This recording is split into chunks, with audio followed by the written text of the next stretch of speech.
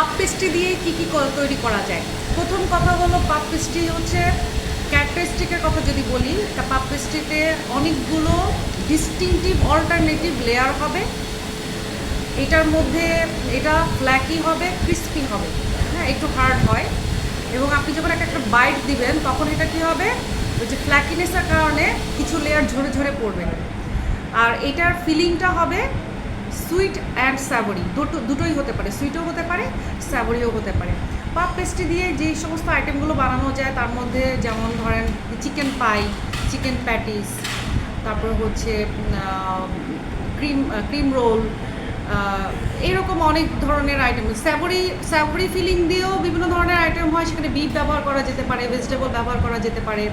সুইটও হয়, যেমন pastry cream দিয়ে করা যায়, কোনো বাটার ক্রিম দিয়ে করা যায়।